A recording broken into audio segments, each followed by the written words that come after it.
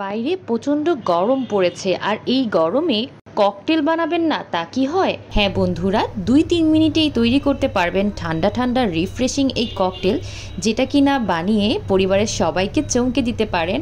আর এতটাই মজা এই ককটেল, আপনারা এর রেসিপিটা দেখলেই বুঝে যাবেন। আমি 2টো গ্লাস নিয়ে নিয়েছি, আমি 2 গ্লাস ককটেল করব। আর এই রেসিপিটা আমার খুব প্রিয় একটা মানুষের কাছ থেকে আমি কালেক্ট করেছি, আর সেই রেসিপিতেই আমি আজকে ককটেলটা বানাচ্ছি। আর এতটাই মজা যে আপনাদের সাথে শেয়ার না করে পারছি না। 2 গ্লাস ককটেল বানাচ্ছি, আর এই গ্লাসের ভেতরে প্রথমে আমি কিছুটা হাফ গ্লাসের মতন সফট ড্রিঙ্কস অ্যাড করছি। যে কোনো সফট ড্রিঙ্কস আপনারা নিতে পারেন, আপনারা যেটা পছন্দ করেন সেটাই নেবেন। তারপর এর ভেতরে অ্যাড করছি ঠান্ডা পানি। হাফ গ্লাস হচ্ছে আমরা সফট ড্রিঙ্কস ব্যবহার করব, আর হাফ গ্লাস হচ্ছে ঠান্ডা পানি। আপনারা যদি সফট ড্রিঙ্কসের পরিমাণ বাড়িয়ে খেতে চান তাহলে বাড়িয়েও দিতে পারেন। এর ভেতরে অ্যাড করব খুবই উপকারী একটা উপকরণ, যেটা হচ্ছে লেবু, আমার গাছের ফ্রেশ লেবু। আগে বলে দিই লেবুতে কি রয়েছে। ভিটামিন সি, যা অ্যান্টিঅক্সিডেন্ট, ফলে লেবু পানি পান করলে তা শরীরের রোগ প্রতিরোধ ক্ষমতা বাড়াতে সাহায্য করে এবং শরীরের কোষকে ক্ষতিকর ফ্রি রেডিক্যাল থেকে রক্ষা করতে সহায়তা করে। লেবু পানি শরীরকে হাইড্রেট রাখতে সহায়তা করে। এটি শরীরকে ডিটক্সিফাইড করে, অর্থাৎ দূষিত পদার্থ শরীর থেকে বের করে দিতে ভূমিকা পালন করে। লেবু পানি পান করলে কিডনিতে পাথর হওয়ার ঝুঁকি কমে। লেবু পানি পান করলে শরীর ও মন সতেজ থাকে এবং ক্লান্তিভাব কম হয়। আমি একটা লেবু প্রায় অর্ধেকটা 2 গ্লাসে দিয়ে দিচ্ছি। এরপর এর ভেতরে অ্যাড করছি পুদিনা পাতা। পুদিনা পাতার গুণ আপনাদেরকে বলে শেষ করতে পারবো না, তবে এতটুকু বলে নিই, যাদের শ্বাসকষ্টের রোগ আছে এবং শ্বাসকষ্টের সমস্যা, পেটের সমস্যায় ভুগছেন, আপনারা অবশ্যই এই পুদিনা পাতা রোজ একটা হলেও খাবেন। খুবই উপকারী এই পুদিনা পাতা। তো আমার বাগানের ফ্রেশ পুদিনা পাতা ছিঁড়ে এর ভেতরে দিয়ে দিচ্ছি। আগে ভালো করে পাতাগুলোকে ধুয়ে নিয়েছি।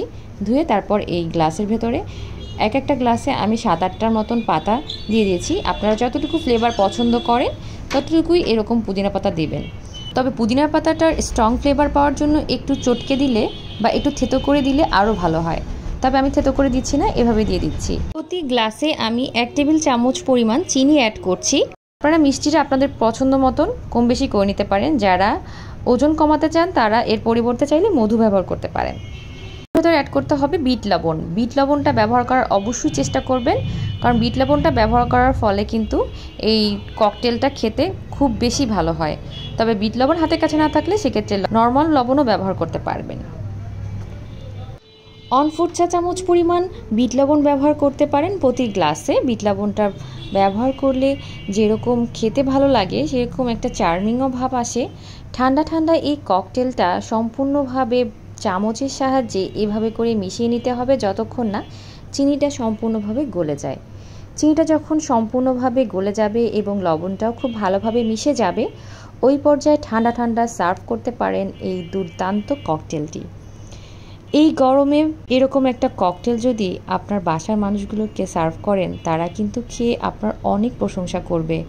বাইরে থেকে যারা এসেছেন তারা একটু রেস্ট করে এই ককটেলটা খেতে পারেন, খুবই ভালো লাগে। আশা করছি আজকের এই সহজ রেসিপিটা আপনাদের সবার ভালো লেগেছে। ভালো লাগলে অবশ্যই একটা লাইক দিবেন এবং কমেন্ট করে জানাবেন যে কোন জায়গা থেকে এই ভিডিওটি দেখছেন, আর আপনাদের জায়গায় কেমন পরিমাণে গরম পড়েছে সেটাও জানাবেন।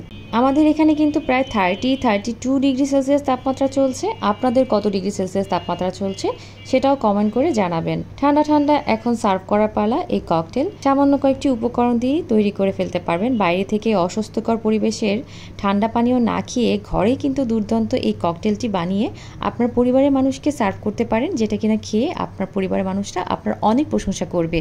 ফেসবুক থেকে যারা এই ভিডিওটি দেখছেন অবশ্যই পেজটি লাইক করবেন এবং যাওয়ার আগে ছোট্ট রিকোয়েস্ট করব, প্লিজ সাবস্ক্রাইব মাই চ্যানেল। সবাই ভালো থাকবেন, সুস্থ থাকবেন। আল্লাহ হাফেজ।